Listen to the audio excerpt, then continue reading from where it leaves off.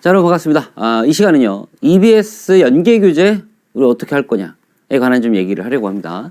얼마 전에 이제 EBS 연계 교재가 나왔어요. 이미 구매한 학생도 있을 거고 고민만 한 학생들도 있을 건데 뭐 샀다고 한들 그냥 문제를 푸는 거 외에는 딱히 뭐 더 이상 어떻게 할 수 있는 것도 없고, 근데 얘기를 들어보면 되게 중요하다고는 하지.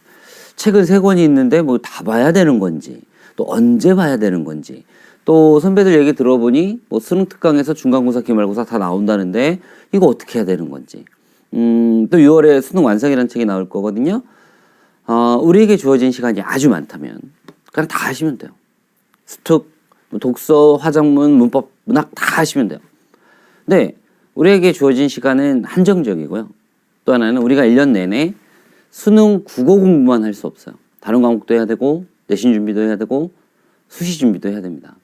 이런 모든 것들을 고려했을 때 공부를 시작하는 극초반인 이 시점에서 여러분의 1년 EBS 공부 방향을 확실하게 좀 잡고 가는 게 여러분에게 좋을 것 같아서 굳이 시간을 좀 마련해서 EBS 연계 교재 공부 어떻게 해야 되는지, 또 어떤 관점에서 바라봐야 되는지 좀 하나하나 설명을 드리도록 할 텐데요.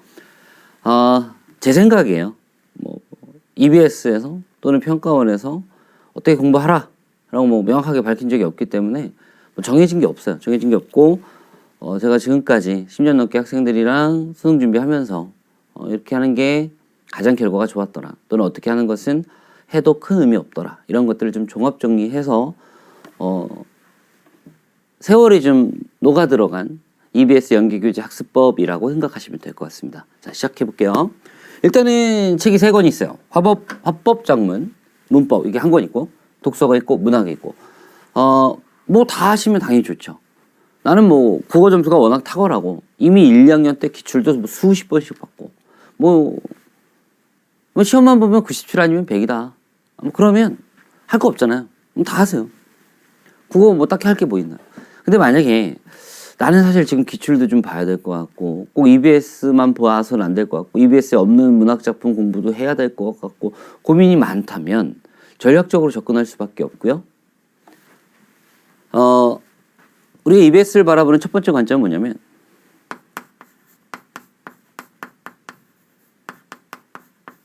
효율성의 관점입니다. 이 효율성의 관점에 생각했을 때, 공부를 했을 때 내가 실제로 수능날 EBS 연계 교재를 공부한 게 도움이 될 게 가장 큰 건 압도적으로 문학이에요.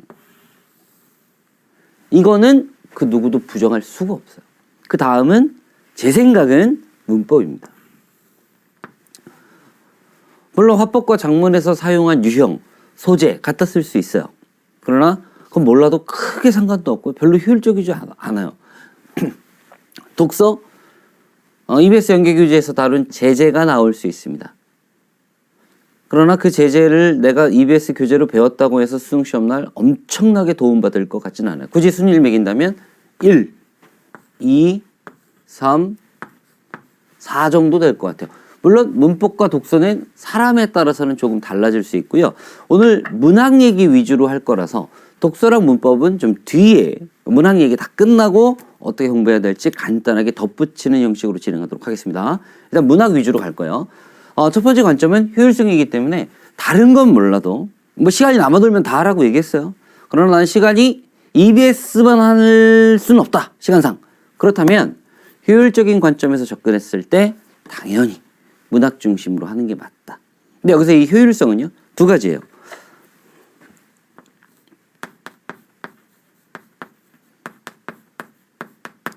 하나는 시험 시간의 효율성인 거고요. 2번째는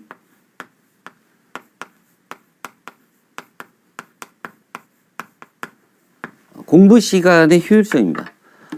시험 시간의 효율성이라는 건 80분이라는 제한적 시간 안에서 시험을 치러야 되잖아요. 가끔 이제 공부하는 것들을 보면 마치 자기가 시간 제한이 없는 시험을 준비하는 것처럼 공부하는 학생들이 있어요.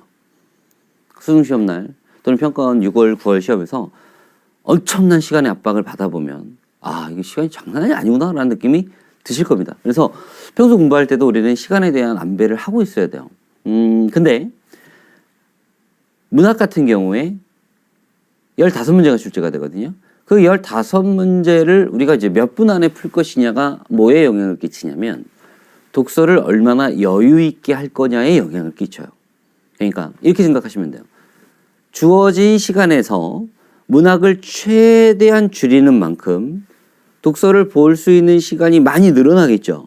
이게 어떻게 보면 현재 국어를 아주 잘하고 있는 학생들 빼고 올해 열심히 공부해서 나는 꼭 100점 받을 거야, 98점 받을 거야, 난 어쨌든 1등급 받을 거야 하는 학생들이 지향하는 방향이어야 돼요. 문학을 최소화시키고 그 남은 시간을 독서에 대거 투입하는 방향. 그러면 문학을 최소화시킬 수 있을 때 우리가 해야 될 게 두 가지입니다. 하나는 답결정을 빨리 하는 거예요. 근데 이제 공부가 안 된 상태로 답결정을 빨리 하는 거는 오답률만 높여요. 그래서 이제 우리가 공부하면서 답결정을 빨리 하는 식으로 이제 공부를 해야겠죠. 그거는 이제 개별적인 강의에서 제가 따로 얘기하도록 하고. 나머지 또 하나는 뭐냐면 어차피 EBS 교재에서 나올 거거든요. 상당수의 작품들이. 그 작품들을 좀 알고 간다면 두 가지 시간이 줄어들 것 같습니다. 시험 당일날, 수능 당일날. 일단 텍스트를 보는 시간이 현격히 줄어들 거고요. 그리고 몰라서 2개 남겨놓고 고민하는 시간도 현격히 줄어들 거예요. 텍스트를 안 보는 거 아니에요. 뭐 보자마자 다 결정하는 거 아닙니다. 아무리 내가 아는 작품이 나와도 선지는 2개 남을 수 있어요. 그러나 공부가 잘 되어 있다면 그 2개 중에서 하나를 결정하는 시간은 전혀 공부 안 됐을 때보다는 확실히 단축이 될 것이다. 그래서 시험 시간 80분이라는 시간의 활용도라는 점에서 효율성을 생각해 봐야 되고요. 다음 두 번째는 공부 시간의 효율성을 생각해야 돼요. 어차피 주어진 시간 다 똑같거든요. 근데 여러분이 하루 종일 국어만 할 수 있다면 상관없어요. 근데 수학도 하셔야 될 거고, 아니면 뭐 실기 준비도 해야 될 거고, 뭐 내신 준비도 해야 될 거고, 뭐 하여튼 그렇잖아요. 그러면 과연 수능 전 파트 중에 한 파트인 국어에서 EBS만 보면 되는 거 아니잖아요. 기출도 해야 되고요. 뭐 문제도 풀어야 되고요. 할 게 많잖아요. 국어에서 또 한 파트인 EBS. EBS에서 또 한 파트인 EBS 수능 특강에 있는 문학. 이 작은 것에 우리가 과연 얼마만큼의 시간을 투자할 수 있을까요? 문제가 생길 수 있다. 그래서 최대한 공부 시간을 줄여놔야 돼요. 그러니까 아주 자세하게 하겠다, 뭐 많이 하겠다, 뭐 다 좋은데 최대한 얘는 극단적인 효율성을 생각하면서 시간을 줄여놔야 돼요. 그러니까 이런 겁니다. 공부 시간을 최소화시켜서 공부해 놓고 수능 시험 날 시간을 최대한 활용할 수 있게 빨리 해결을 해야 돼요. 그게 EBS를 바라보는 첫 번째 관점입니다. 이제 두 번째는요. 안정성의 관점이에요. 그러니까 어떤 문제가 생길 수 있냐면 문학 작품의 경우엔 내가 약간 이상하게 작품을 받아들일 수 있어요. 반어적인 표현을 한 건데 그 반어가 아니라고 받아들일 수도 있고요. 화가 나서 한 말인데 다르게 받아들일 수도 있고요. 굉장히 위험한 거죠. 문학이기 때문에 그래요. 물론 이제 어느 정도 객관성을 만들어낼 겁니다. 출제자. 근데 그게 수능날 내 눈에 안 보이면 어떡해. 그러니까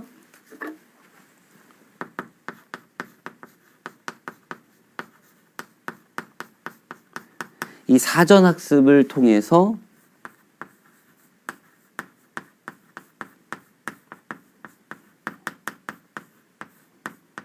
오독의 가능성을 최소화시켜야 돼요. 물론 이제 이렇게 되면 전제 조건이 우리가 뭐 교재가 됐든 뭐 강의가 됐든 제 입에서 굉장히 정확한 얘기가 나가야 될 것 같습니다. 물론 이제 제가 그만큼 뭐 준비를 더 할 거고요.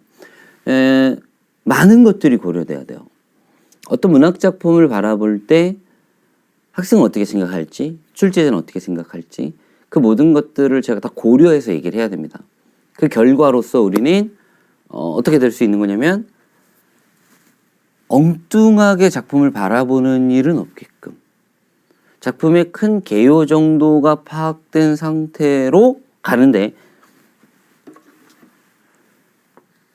얘를 공부하는 시간은 최소화시키고 얘를 가지고 시험 시간도 최소화시키는 거예요. 그게 EBS 공부의 학습 방향이라고 생각하시면 됩니다. 그러니까 이제 이 EBS 연계 규제를 분석한 책을 또 이 연계 규제에 바탕한 문제들을 가지고 이제 제가 수업을 할 예정인데요. 가끔 수업 시간에 제가 이런 얘기도 할 수 있어요. 이 구절은 이렇게 볼 수도 있고 저렇게 볼 수도 있다. 그럼 이제 여러분 입장에서 둘 중에 하나 중에 뭐냐고 저한테 물어볼 수 있는데 답을 못 해요. 출제자가 그 구절을 어떻게 바라볼지 제가 어떻게 알아? 문학 작품인데. 그러니까 제가 이 수업 시간에 또 제가 이 교재로 여러분에게 해드릴 수 있는 건 이거. 오독의 가능성을 줄이는 거. 그럼 어떻게 오독의 가능성을 줄이느냐? 이건 이제 학습 구체적인 내용에서 설명해 드리도록 하겠습니다. 이제 구체적인 내용을 시작할 건데요. 일단 우리 상황을 먼저 점검을 해볼게요. 지금 현재 제가 여기다 써놓은 게 EBS 수능 특강. 뒤에 완성 따로 나옵니다. 수능 특강 문학편에 실려있는 문학작품의 수예요. 뭐 한 120, 30작품 정도 되는 거죠, 지금. 굉장히 많습니다. 이 작품들 중에 실제 수능에 나오는 반영되는 비중은 70%래요. 여기서 70% 아니에요. 여기에 수능 완성까지 껴서 70%입니다.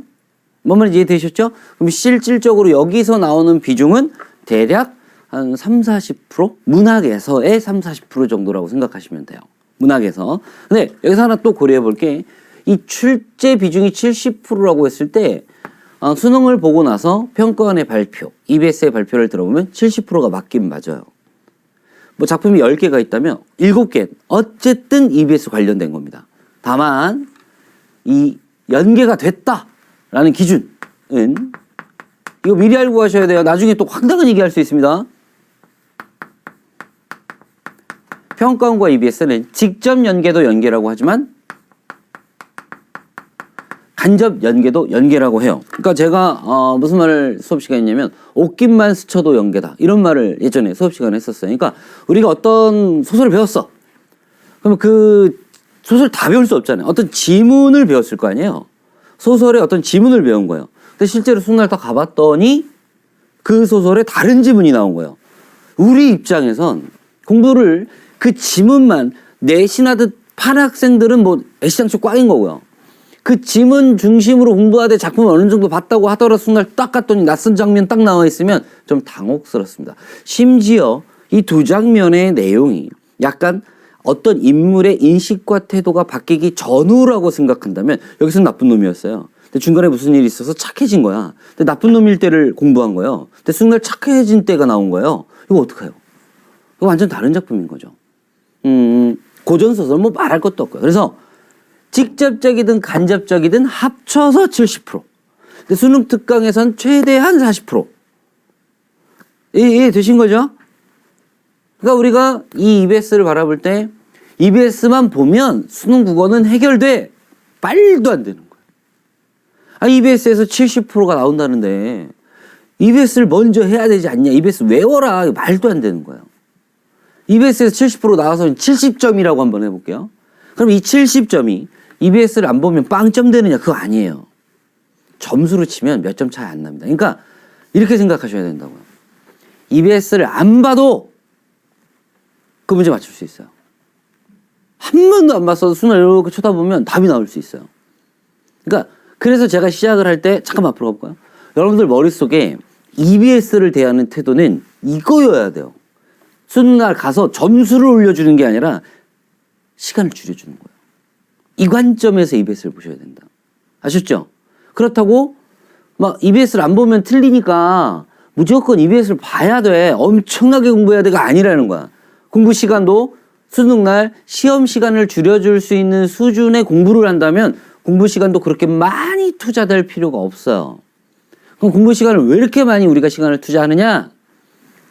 자꾸 하나하나를 다 해석하는 거예요. 그러다가 출제자가 그거랑 다르게 해석해 내면 어떡할 건데? 그게 아니고 오독의 가능성을 줄이는 또 다양한 해석의 가능성을 모두 탐색하는 방향으로 진행돼야 됩니다.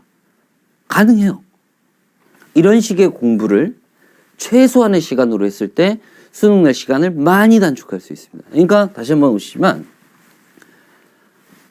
EBS에 관한 또 EBS 강의에 관한 EBS의 교재에 관한 얘기를 하고 있지만 제 이 얘기의 대전제는 뭐냐? 이거 안 해도 EBS 관련 문제 여러분들 다 답 찾을 수 있습니다. 그러니까 너 이거 안 하면 큰일 난다. 2차원 절대 아니에요. 근데 우리 이 공부를 통해서 수능 날 그 소중한 시간을 줄일 수 있고 그 줄여진 만큼 조금만이라도 차분하게 독서에서 어려웠던 문제를 살펴볼 수 있다면 우리의 총점 자체가 상향될 수 있다. 그게 몇 점일지 모르겠습니다. 단지 그게 뭐 3점밖에 안 될 수도 있어요.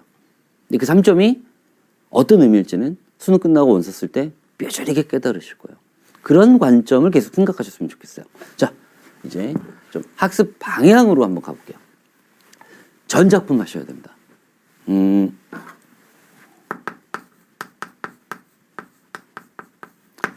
뭐 적중의 관점, 선별의 관점은 좀 위험해요. 그러니까 아무래도 저는 여러분보다 문학 공부를 오래 했잖아요. 그래서 수능을 많이 받고 또 다양한 문학 관련 공부를 했고 그러다 보니까 EBS 연계교재를 딱 보면 나오기 힘들어. 야, 이거 올해 나올 만하다. 이런 게 보여요. 근데 다만 학생들한테 안 봐도 돼. 꼭 봐. 이런 말을 못 하겠는 게 기출의 역사라는 게 있잖아요. 그 역사들을 살펴보면 정말 간혹 이런 작품이 나와? 하는 해가 있어요. 올해가 그런 해일지 아닐지를 모르니까 말을 못 드리겠어요. 그러니까 평균적으로 어떤 가능성이 높냐면 나올 만한 게 나올 가능성이 훨씬 높아요. 근데 100%가 아닌 거예요. 정말 EBS에서 이 작품은 안 나올 거야 했는데 그 쓱 이렇게 나올 수가 있어요. 그러니까 뭐 안 내겠다고 말한 적이 없거든. 그래서 요새처럼 사설 모의고사가 너무 많잖아요. 사설 모의고사는 대체로 파이널 때 10회 이상 나오는데 그 여러 기관에서 출제를 하다 보니까 평가에서 가급적이면 사설 모의고사에 있는 작품을 안 내려고 하거든요. 그러다 보면 생각지도 못한 작품이 나올 때가 많아요. 점점 그 가능성이 높아집니다. 그러니까 여러분도 이런 거보단 운에 기대기보단 전작품 보셔야 돼요. 전작품. 그래서 저도 당연히 전작품을 기준으로 해설서는 만들었고요. 강의도 전작품을 대상으로 하려고 합니다. 지금 사실 강의 시작 전부터 숨이 막혀요. 130작품 전작품을 무슨 수로 제가 해설을 하겠습니까? 근데 앞서 말한 관점에서 해보면 가능할 것 같아요. 근데 어쨌든 여러분도 전작품 기준으로 공부를 하셔야 된다. 최소한 아무리 중요하지 않는 작품이라 하더라도 한 번은 보셔야 돼요. 그리고 9월달, 10월달에 파이널 때 마무리할 때 한 번 더 보시고 그러니까 가장 비중 떨어지는 작품도 2번은 볼 수 있게 해놓으셔야 된다. 그래서 전작품 기준으로 좀 공부하셨으면 좋겠고 두 번째는 텍스트의 내용이 이게 어떤 표현이 있다면 그 표현을 달달달달 무슨 뜻이야 이렇게 하시면 안 돼요. 잠깐만 앞으로 가서 이 부분 다시 볼게요. 갈래별로 공부 방향은 조금씩 달라질 것 같습니다. 일단은 뭐 기본적으로 모든 교재가 현대시부터 나오죠. 수능 특강도 현대시부터 나오는데 우리는 그 순서로 공부하면 안 돼요. 우리가 아무래도 여러분 공부하는 스타일을 보면 초반부에 바짝 하다가 끝으로 가면 흐지부지 돼버려요. 물론 이제 절대 오래는 그래서는 안 되겠지만 그래서 가급적이면 초반부에 가장 필요한 거 또 가장 정확하게 공부해야 되는 걸 하셔야 돼요. 그래서 얘가 1번이에요. 그러니까 EBS 공부를 하신다면 고전 시가를 먼저 하세요. 제가 알기로는 이제 모든 EBS 관련 책, 모든 EBS 관련 강의는 현대시부터 시작을 합니다. 근데 저는 여러분의 공부는 고전 시가부터 하셨으면 좋겠어요. 그래서 어느 정도 기간 안에 나 적어도 이제 EBS에서 있는 수록된 고전 시간은 이제 뭐 무섭지 않아. 상관없어. 나왔으면 좋겠어. 이런 상태가 된다면 6평이든 9평이든 수능이든 바라볼 때 편해요. 근데 현대시만 잔뜩 했다가 고전 시간은 몇 개만 딱 해놓은 거예요. 그럼 봐봐. 6평 볼 때 안 한 거 나오고 9평 볼 때 안 한 거 나오고 수능 볼 때 안 한 거 나오고 이런 일이 될 수 있어. 고전 시간 확실하게 먼저. 아셨죠? 고전 시간가 제일 우선순위 1순위입니다. 그리고 고전 시간은 거의 EBS 연계교재에서 출제하시는 것 같아요. 그러니까 여러분도 고전시가를 1순위로 공부하셨으면 좋겠다. 아셨죠? 그리고 2순위부터는 사람 따라 조금 달라질 수 있는데요. 제가 봤을 땐 2순위, 3순위, 4순위일 것 같아요. 그래서 저희 수업도 2순으로 진행이 됩니다. 그리고 아마도 이제 지금 이 설명을 듣는 고3이 있을 거고 N수생들이 있을 것 같은데요. 뭐 N수생은 뭐 내신 상관없으니까 빠진다면 고3 같은 경우에 학교에서 이제 중간고사를 보잖아요. 근데 뭐라고 말을 못 하겠는 게 중간고사 시험 범위가 여기서 끝나는 학생들이 있고 여기서 끝나는 학생들이 있고 어떤 학교는 3월 달에 뭐 한 달 잠깐 공부하고 중간고사 보는데 시험 범위가 수능 특강 전체인 학교도 있어요. 뭐 학생들 공부시키려고 하시기는 거겠죠. 근데 어쨌든 중간고사 범위는 다 달라요. 다 다른데 대체로 초반부 현대시와 고전시가에 집중될 가능성이 큽니다. 현대시만 갖고 중간고사 내는 거는 선생님들도 좀 부담스러우실 거예요. 그래서 아마 고전시가까지 포함하지 않을까. 그래서 저희는 어떻게 해서든 극초반부에 현대시랑 고전시가를 좀 끝내려고 하고 이게 완성이 되면 마무리가 되면 일로 산문문학으로 넘어가는 방향으로 저는 수업을 진행할 거고요. 여러분도 혼자 하신다 하더라도 가급적 요 상황에 맞게끔 특히 이런 일 있으면 안 돼. 현대시 공부하다가 지쳐서 고전시가 흐지부지하게 하는 건 안 돼요. 그럴 것 같으면 아예 고전시가를 먼저 하자고요. 자, 됐습니다. 어쨌든 중요도 신경 쓰지 마시고 뭐 나올 것만 보겠다고 하지 마시고 전작품을 하셔야 돼요. 그럼 이 전작품을 언제 해야 되냐? 3월 달에 해야 돼요. 선생님 좀 나중에 좀 임박해서 하면 안 될까요? 라고 하실지 모르겠지만 임박하면 불가능합니다. 이유는 이따가 설명드릴게요. 다음 텍스트의 내용이 이거 얘기했었군요. 물론 이제 작품에 나와 있는 텍스트의 내용을 이해하는 것도 좋아요. 그래서 방금 고전시가 같은 경우에는 우리가 무슨 말인지를 못 알아듣죠. 현대소설도 그럴 수 있습니다. 현대문학에서도 그런 게 나올 수 있는데 특히 이제 고전시가 같은 경우는 어느 정도 해석이 필요해요.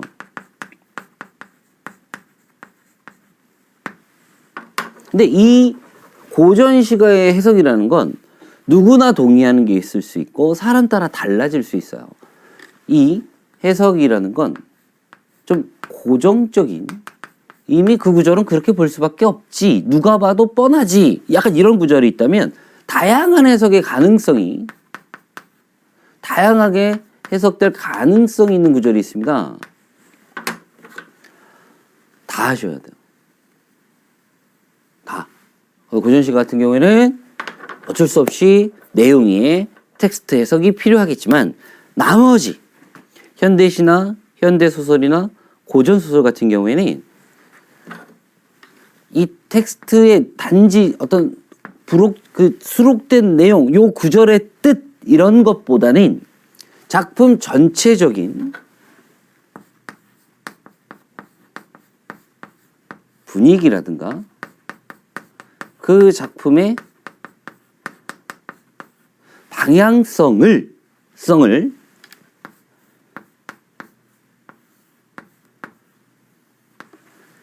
여러분들 머리에 각인시켜버려야 돼요.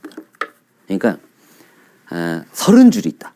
그러면 이 30줄 첫째 줄 뭐, 둘째 줄 뭐, 세 번째 줄 무슨 표현법, 넷째 줄에 요거는 무슨 뜻 이렇게 하시면 안 돼요.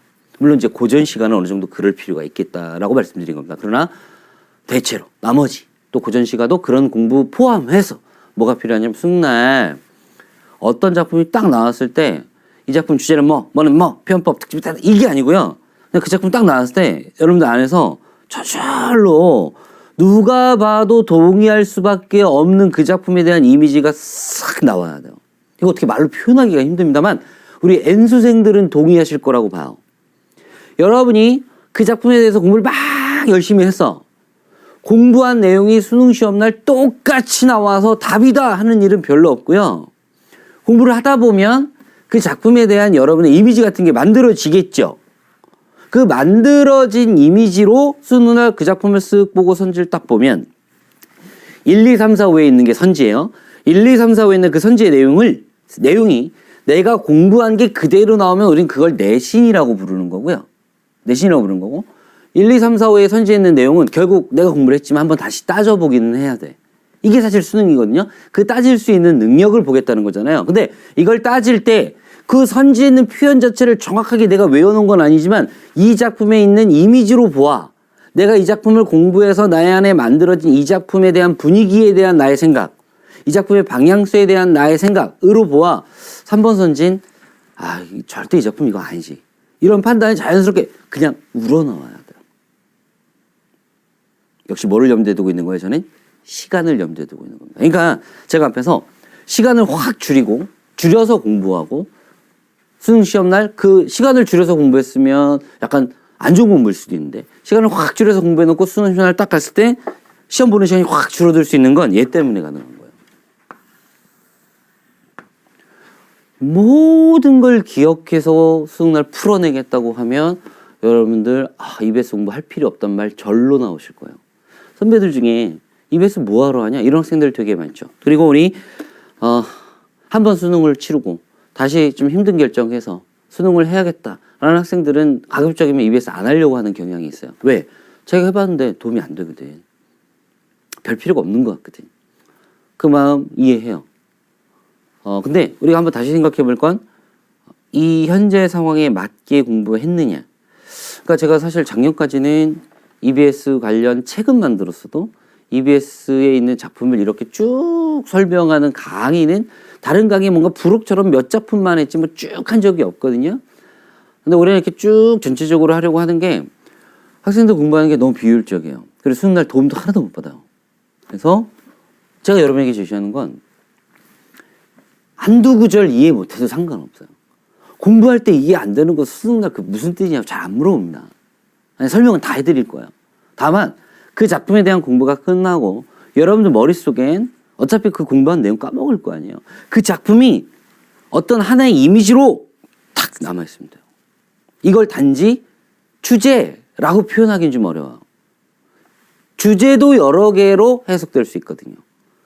전 단순한 주제를 얘기하는 게 아니고 작품의 전체적인 분위기, 방향성 이런 걸 얘기하는 겁니다. 얘네들을 머릿속에 집어넣어요. 그러니까 전 작품의 분위기, 방향성을 각인시키는 공부를 할 거예요. 그러면 최소 시간으로 공부 투자할 수 있고요. 수능날 많은 시간 줄일 수 있습니다. 자, 그러면 옆으로 와서 좀 더 구체적인 얘기를 해볼게요. 현재 2월입니다. 아마 수능특강 연계교재를 산 학생들도 있고 안 산 학생들도 있을 건데 EBS 연계교재 공부의 시작은 수능특강을 사는 데서 시작돼요. 그러니까 살지 말지 고민이 된다면 고민하지 마시고 수능특강은 사세요. 특히 문학은 꼭 사세요. 제가 독서 사세요 이런 말 안 할게요. 문학은 꼭 좀 사셨으면 좋겠습니다. 사셔서 2월 달엔 그냥 가볍게 한번 풀어보세요. 머리도 식힐 겸. 아니면 사두고 놔뒀다가 같이 저랑 이렇게 공부하다가 자 그럼 이 작품이 EBS에서 어떻게 나 한번 풀어볼까 해서 그 뒤에 풀어도 되고 어쨌든 EBS 한번 풀어두시면 좋은데 어쨌든 2월까지는요. EBS 연계 학습을 막 본격적으로 할 필요가 없어요. 2월까지는 여러분이 개념 공부하는데 집중하시면 되고요. 우리 N수생 여러분들은 그냥 좀 쉬세요. 많이 작년에 힘드셨잖아요. 쉬다가 이제 아마 3월달 2월 말부터 본격적인 공부 시작하시겠죠. 3월 기점으로 연계교재에 대한 공부도 시작하시면 좋을 것 같다는 생각이 들어요. 고3 학생들은 지금 개념 공부하고 있어야 돼요. 지금 막 EBS 쳐다보고 막 문제 막 EBS 연계 뭐 분석 자료 나오고 막 전혀 지금은 필요 없습니다. 우리 EBS 공부는 언제부터? 3월부터. 정확하게 3월 언제부터 시작하시면 되냐면 3월에 아마 현재 예고된 건 3월 11일인데 지금 그 신종 코로나 때문에 지금 계약도 막 연기되고 있어서 모르겠어요. 학력평가도 연기될지 아직 제가 그것까지는 확인을 못했는데요. 어쨌든 제 생각엔 학력평가 볼 때까지는 그냥 개념 공부 또 겨울방학 때 공부했던 거 복습 위주로 공부하시고 학력평가를 보는 겁니다. 학력평가의 결과에 따라서 EBS 공부를 이렇게 해야겠다. 또 나는 EBS 공부랑 무슨 공부랑 병행해야겠다. 이런 걸 하시면 되고요. 그에 대한 자세한 안내는 3월 학평을 본 저녁 때 제가 3월 학평 해설특강을 하겠죠. 아마 해설특강을 할 때 같이 말씀드릴게요. 3월 평가에 관한 점수의 상황에 따라서 이후 공부는 이렇게 하셔라 저렇게 하셔라 3월 평가 이후에 다시 안내해 드리도록 할 테니까 일단은 3월 학평 볼 때까지는 지금 너무 많이 궁금해하지 마시고 막 안달 막 걱정 막 이런 거 하지 마시고 지금 하던 공부 있죠? 그걸 잘 마무리 짓는데 좀 집중하셨으면 좋겠어요. 어쨌든 3월 학평을 보는 게 3월 11일 기준, 현재 예고된 건 3월 11일이니까 그날을 기준으로 한 10월 말까지 우리가 이제 국어공부 어떻게 해야 되느냐.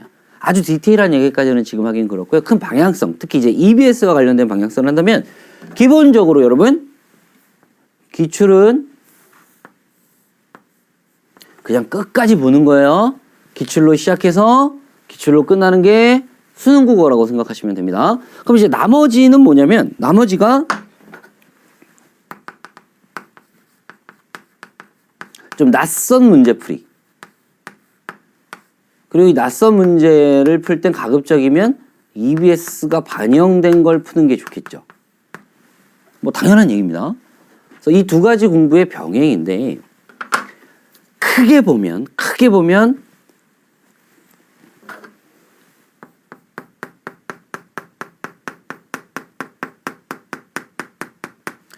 어 9월부터가 우리가 이제 약간 파이널이라고 얘기하잖아요. 이 전까지는 크게 보면이에요.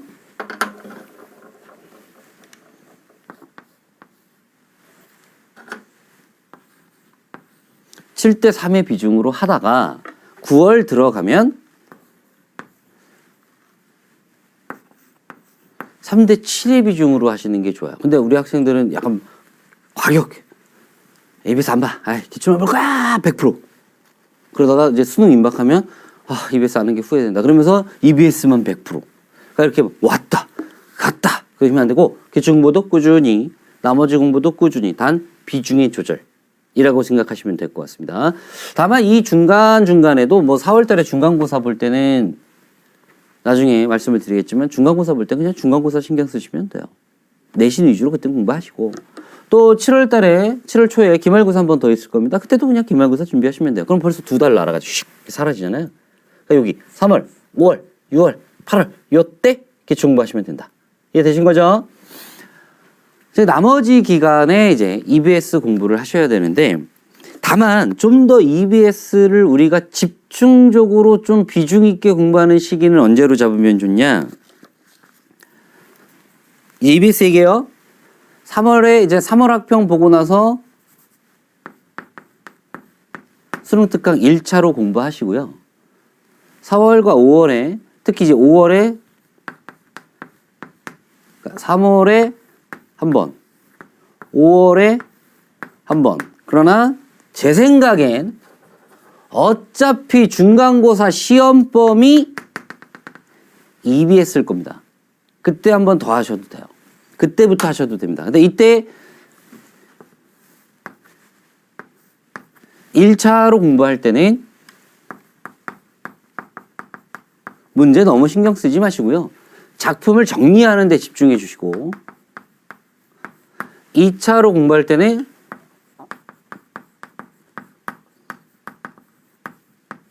그 작품을 좀 응용해서 우리가 풀어낼 수 있는 문제들로 한번 공부하시고 6월에 6평 있거든요. 6평부터는 이제 EBS가 70% 반영됩니다. 제가 좀 전에 3월 학평 얘기했잖아요. 3월 학평에서는 EBS가 반영되기가 현실적으로 힘들죠. EBS가 2월에 나왔으니까 3월 학평 그래서 그냥 보는 거예요. 그러나 6월 모의 수능부터는 EBS 70%가 반영이 되는데 지금 나와 있는 EBS가 수능 특강밖에 없기 때문에 수능 특강에서 70%가 반영됩니다. 그래서 6월 모의 수능 잘 봐라 이 뜻이 아니라 공부를 끝내고 6월 모의 수능을 딱 보면 EBS 연계가 이런 식으로 되는구나 라는 걸 완벽하게 이해할 수 있을 거예요. 그럼 이후에 나오는 수능 완선도 어떻게 공부해야 될지 파이널 공부도 어떻게 해야 될지 감을 잡을 수 있을 겁니다. 3월은 작품 정리 위주로 5월은 문제풀이 위주로 4월은 상황에 따라서 작품 정리 안 됐으면 작품 정리 좀 더 하고 어차피 시험범위면 문제풀이도 같이 병행해서 하면 딱 좋을 것 같아요. 그래서 저도 이번에 책을 예전에는 풀이책 있고 뭐 변형 문제집 나중에 따로 나오고 이랬었는데 올해는 제가 이제 직접 EBS 강의도 좀 하려고 지금 생각하고 있기 때문에 아예 책이 2권이 나올 거예요. 수능 특강 관련해서 작품 정리도 하는 거고요. 수능 특강 관련해서 문제풀이도 같이 할 건데 아마 수업은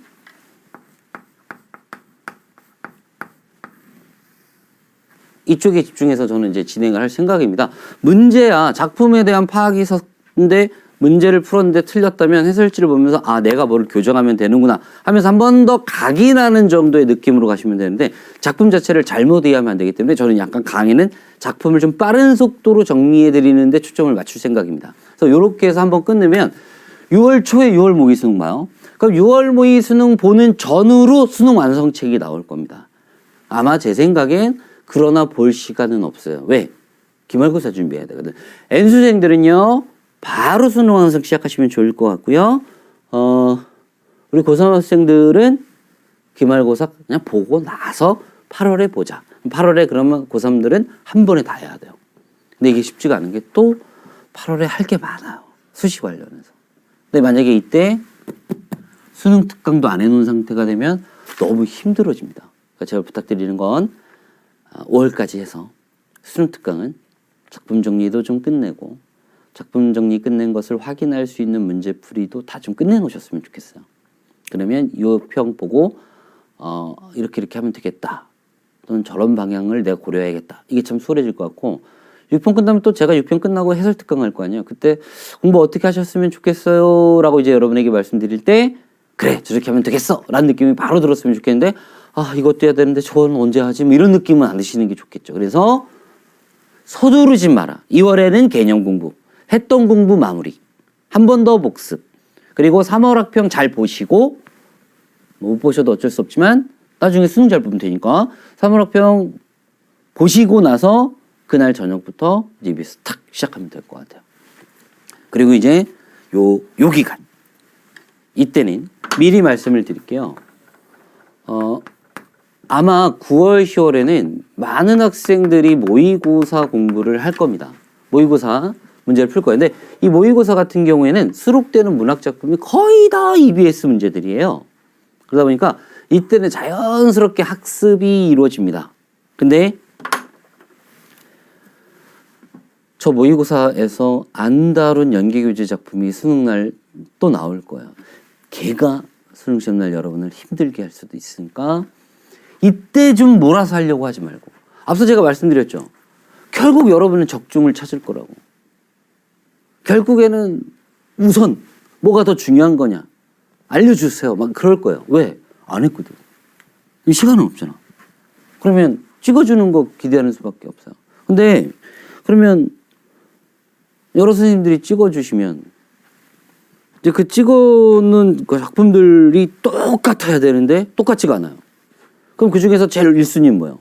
여러 선생님들이 말한 찍어주신 작품들 중에 중복되는 거. 그러니까 1순위가 되잖아요. 안 나와요.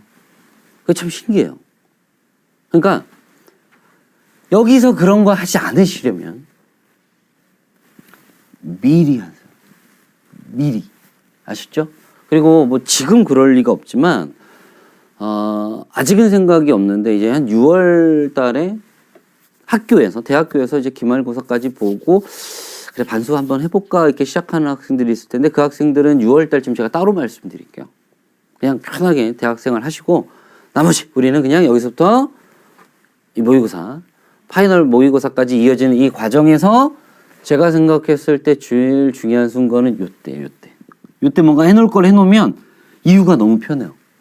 그래서 3월 학평 본 날 저녁 때 3월 학평 채점하고 분석해보고 제가 알려드리는 거 참고하셔서 한 5월 말까지 국어 학습 계획 세우시면 됩니다. 그때 EBS도 어떻게 하겠다고 같이 계획이 들어가면 될 것 같아요. 그 디테일한 얘기는 3월 학평 저녁 때 해드릴게요. 아셨죠? 자, 됐고요. 문법과 독서 얘기를 좀 드릴게요.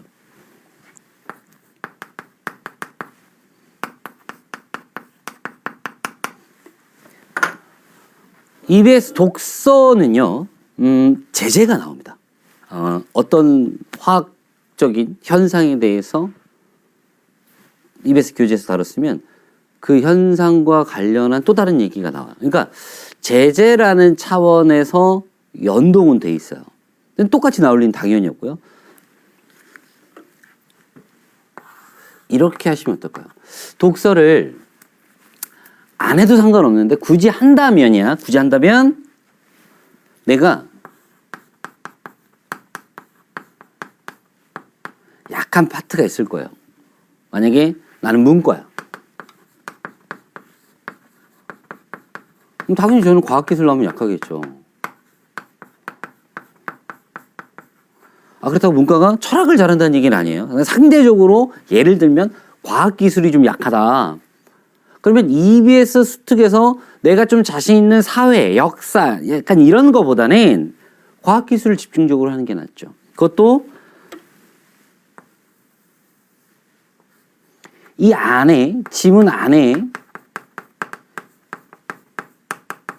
좀 어려운 개념이 있어서 그 개념을 설명하는데 상당히 공을 들이고 있는 지문들이 있을 겁니다.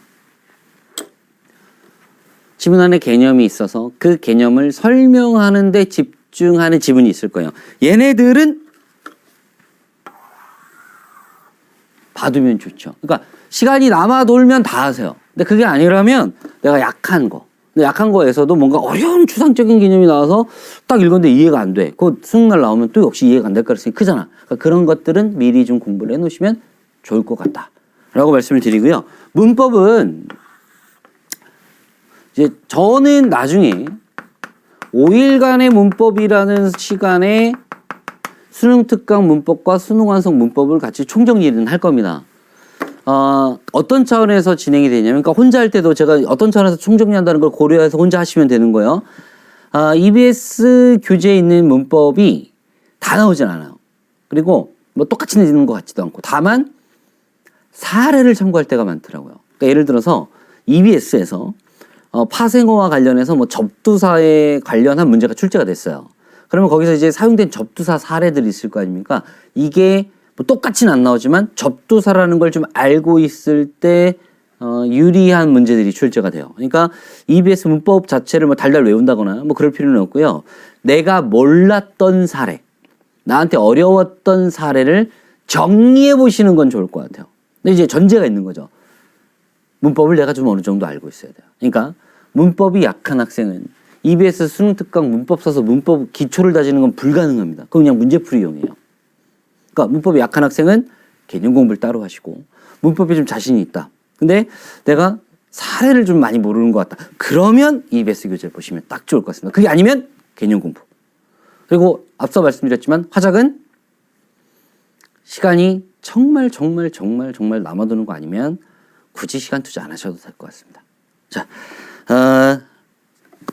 책도 아마 3월에 나올 거고요. 강의도 3월에 시작할 건데 굳이 2월에 이렇게 먼저 말씀드린 이유는 괜히 불안해요. 그리고 질문도 너무 많습니다. 지금은 EBS를 여러분이 바짝 신경 쓸 때는 아니다.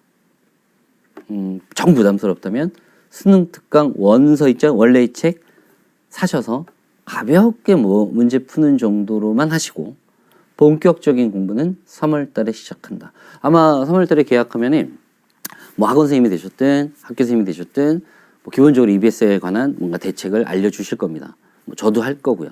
그런 것들을 고려해서 자기 공부 계획 세우시면 되니까 지금은 하던 공부 잘 마무리 짓고 머릿속에 대강의 계획 또 대강의 방향성은 오늘 이 시간으로 정립이 되셨을 거라고 봅니다. 자, EBS 연계교재 공부법 좀 도움 되셨을 거라고 생각하면서 여기서 마무리 짓도록 하겠습니다. 감사합니다.